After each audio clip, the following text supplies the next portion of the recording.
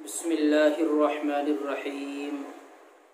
عن عبد الله بن مسعود قال لي رسول الله صلى الله عليه وسلم اقرأ علي فقلت يا رسول الله أقرأ عليك وعليك أنزل قال إني أحب أن أسمعه من غيري فقرأت سورة النساء حتى بلغت وجئنا بك على هؤلاء الشهيدا قال أفرأيت عيني رسول الله تحملان. میرے محترم بزرگوں، عزیز ساتھیوں، نبی کریم صلی اللہ علیہ وسلم کی گریہ وزاری کے بارے میں 6 حدیثیں ذکر کی گئی ہیں اور ان 6 حدیثوں میں مختلف روایتیں ملتی ہیں. تو میں آپ حضرات کو بتلا دوں کہ آدمی کا رونا چند وجوہ سے ہوتا ہے. آدمی کے رونے کی مختلف شکلیں ہوتی ہیں، چند وجہ ہوتی ہیں. بعض حضرات روتے ہیں کسی غم کی وجہ سے، بعض مرتبہ رونا ہوتا ہے کسی خوشی کی وجہ سے، خوشی میں بھی آنسو نکلتے ہیں. کبھی کسی ظلم کی وجہ سے رونا ہوتا ہے، کبھی منافقت کی وجہ سے بھی رونا ہوتا ہے کہ وہ ان نمازیوں کے ساتھ مل کر خشوع خضوع ظاہر کرنا چاہتے ہیں. اور کبھی انسان کا رونا توبہ اور استغفار کی وجہ سے ہوتا ہے، کبھی انسان کا رونا کرائے کی وجہ سے ہوتا ہے. جیسے بعض حضرات کو آپ نے دیکھا، بعض علاقے میں یہ رواج ہے کہ رونے والے میت پر کرائے کے بلائے جاتے ہیں اور وہ کرایہ لینے کے بعد روتے ہیں، یعنی مزدوری لے کر. بعض جگہ آدمی کو رونا آتا ہے ایک دوسرے کو دیکھ کر. سامنے والا شخص رو رہا ہے بیٹھا ہوا، آپ نے اس کو دیکھا، اس کو دیکھ کر آپ کو بھی رونا آیا. یعنی چند وجہ ہیں رونے کی. نبی کریم صلی اللہ علیہ وسلم کا رونا اکثر خوف الہی میں ہوتا تھا، اللہ کے اشتیاق میں رونا ہوتا تھا. کبھی کسی میت پر رونا ہوتا تھا. امت کے غم میں نبی علیہ السلام کا اکثر رونا ہوتا تھا. تو رونے کی جو وجہ نبی علیہ السلام کی بنتی تھی وہ زیادہ تر اس امت کے غم میں ہوتی تھی. چند مثالیں میں آپ حضرات کے سامنے رکھ دوں. عبداللہ بن مسعود رضی اللہ عنہ نبی کریم صلی اللہ علیہ وسلم سے روایت کرتے ہیں کہ ایک مرتبہ مجھے نبی علیہ السلام نے اشارہ فرمایا.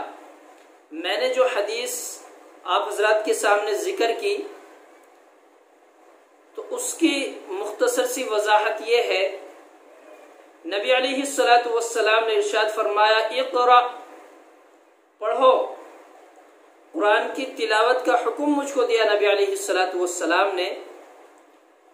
میں نے فرمایا اقرأ یا رسول اللہ، قرآن تو آپ پر نازل ہوا ہے لیکن نبی علیہ السلام کے اصرار پر، حکم پر، اور یہ خیال کر کے میں نے کہ شاید یہی طریقہ ہو، اللہ تبارک و تعالیٰ نے نبی کو حکم دیا ہو. یعنی میرے ذہن میں بھی بہت ساری باتیں آئیں تو میں نے قرآن کریم کی تلاوت شروع فرما دی اور سورہ نساء کی آیتیں میں پڑھتا چلا گیا. میں نے پڑھتے پڑھتے امتا وسطا لتکونوا شہداء علی الناس وَيَكُونَ الرَّسُولُ عَلَيْكُمْ شَهِيدًا وَجِئْنَا بِكَ عَلَى هَؤُلَاءِ. جب میں نے یہ آیت کریمہ تلاوت کی، میں نے دیکھا کہ نبی علیہ السلام رو رہے ہیں، ہچکیاں بندھی ہوئی ہیں. راوی نے یہاں یہ بات ذکر فرمائی ہے کہ ایسا ہو سکتا ہے کہ عبداللہ ابن مسعود رضی اللہ عنہ کی نظر اس وقت پڑی ہو پڑھی ہو نبی علیہ الصلوۃ والسلام پر، جب یہ آیت کریمہ انہوں نے پڑھی، ایسا ہو سکتا ہے کہ شروع سے نبی علیہ الصلوۃ والسلام رو رہے ہوں۔ بہرکیف اختلافی بات یہاں بیان نہیں فرمانی، نبی علیہ الصلوۃ والسلام قرآن سنتے جاتے تھے اور روتے جاتے تھے۔ اور روایت میں آتا ہے کہ جب یہ آیت کریم آئی تو اللہ تبارک و تعالی نے نبی کے سامنے قیامت کا ایک منظر سامنے کر دیا تھا، اور اس آیت میں جو ترغیب دی گئی ہے، یوں فرمایا کہ ہر نبی کو گواہی کے طور پر، امت کی گواہی کے طور پر کھڑا کیا جائے گا اور نبی کو گواہ بنایا جائے گا، نبی سے امت کے بارے میں پوچھا جائے گا۔ اس وقت نبی علیہ الصلوۃ والسلام زیادہ روئے ہیں، اور نبی علیہ الصلوۃ والسلام نے ارشاد فرمایا کہ الہ العالمین، جو میرے سامنے موجود بھی نہیں ہے، میرے بعد آئیں گے، میں ان کا گواہ کیسے بنوں گا؟ تو اللہ نے نبی علیہ الصلوۃ والسلام کے سامنے سارا نقشہ رکھ دیا تھا۔ بہرکیف نبی علیہ الصلوۃ والسلام کا زیادہ تر رونا امت کے غم میں ہوتا تھا۔ ایک اور حدیث اسی باب کے تحت لکھی گئی ہے۔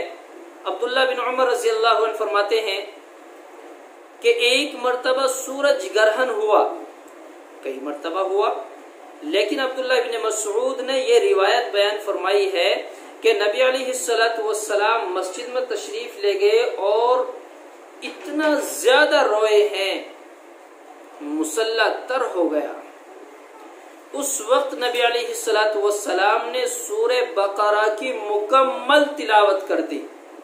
آپ جانتے ہیں تقریباً 2.25 پارے کی سورہ بقرہ ہے، پوری سورہ بقرہ تلاوت فرمائی، پھر رکوع کیا۔ حضرت عبداللہ بن عمر رضی اللہ عنہ کا یہ قول ہے کہ ہمیں ایسا محسوس ہونے لگا کہ شاید نبی رکوع کے بعد قوما ہی نہیں کریں گے۔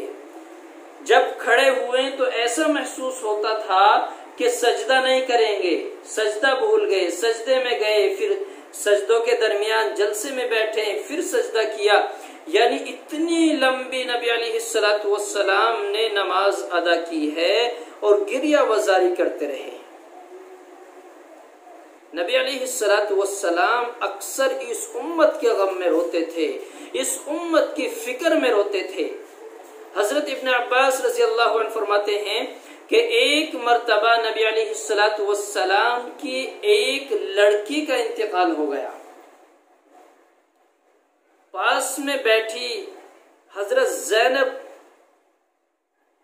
رضی اللہ تعالیٰ عنہ رونے لگی، چیخ مار کر فرمایا کہ نہیں، نبی کے سامنے اتنی زور سے روئیں گی؟ نبی بھی روئے ہیں، آنسو ٹپک رہے ہیں غم میں۔ کتنے واقعات ایسے موجود ہیں کہ سامنے جنازہ دیکھا، نبی علیہ الصلوۃ والسلام کی آنکھ سے آنسو جاری ہو گئے، نبی روئے ہیں، رو رہے ہیں۔ تو ان باتوں سے ہمیں اشارہ ملتا ہے کہ ہمیں میت پر بھی رونا چاہیے، لیکن گریہ وزاری کر کے نہیں۔ ہمیں اللہ کے سامنے توبہ اور استغفار کرنی چاہیے، اللہ تبارک و تعالی سے مانگنا چاہیے۔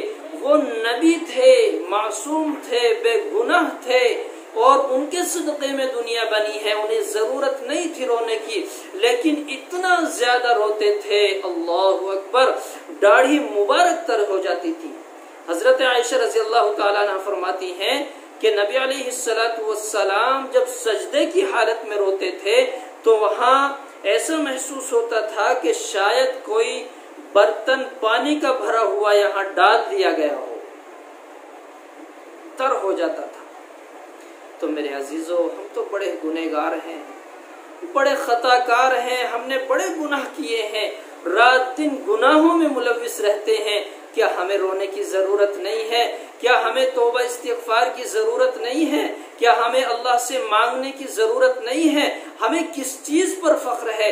کس چیز پر تکبر کرتے ہیں ہم؟ کون سی چیز ہمارے پاس ایسی ہے کہ ہم بے باک بیٹھے ہوئے ہیں، بے دھڑک بیٹھے ہوئے ہیں؟ ہمیں ڈر نہیں کسی بات کا، نہ ہماری نماز ایسی، نہ ہمارے روزے ایسے، نہ ہمارا حج، نہ زکوٰۃ، ہماری کوئی چیز ایسی نہیں ہے کہ وہ ہمیں بخشوا سکتی ہے۔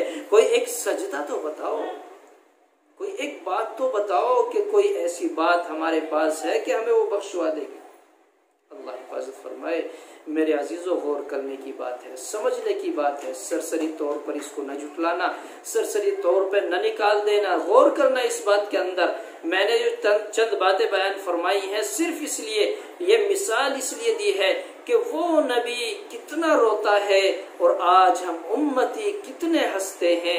ہمارا ہنسنا اس دن بیکار جائے گا، ہمارا ہنسنا اس دن ہمیں رونے پر مجبور کرے گا جب ہم سے سوال جواب ہوں گے، قیامت کے دن جب پوچھ تاچھ ہوگی۔ یوم یفر المرء من اخیہ، ہر شخص دور بھاگتا پھرے گا، نفسی نفسی کا عالم ہوگا۔ اس وقت ہمارا رونا آئے گا لیکن وہ رونا کام نہ دے سکے گا۔ اس لیے میرے بھائیو، آج رو لو، اللہ کے سامنے گریہ وزاری کر لو، انشاءاللہ کل نفع دے گا، کل کام آئے گا۔